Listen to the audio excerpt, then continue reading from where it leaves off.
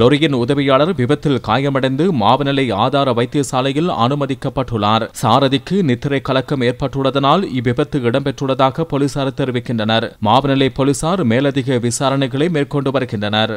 இதே நேரம் வெளிமட சாப்புக்கடை பகுதியில் முச்சக்கர வண்டி ஒன்றும் 2 லொரிகளும் மோதுண்டு விபத்துக்குள்ளானதில் முச்சக்கர வண்டியில் பயணித்த மூவர் காயமடைந்துள்ளனர். வெளிமட நுவரலிகா வீதியின் கெபற்றிப்பொல நோக்கி சென்ற லொரியொன்று சாப்புக்கடை சந்தையில் வேகத்தை திடீரென குறைத்தபோது பின்னால் வந்த முச்சக்கர வண்டி வேகத்தை கட்டுப்படுத்த முடியாமல் லொரியில் மோதுண்டுள்ளது. பின்னர் முச்சக்கர வண்டி வீதியில் பயணித்த மற்றொரு லொரியுடன் மோதுண்டுள்ளது.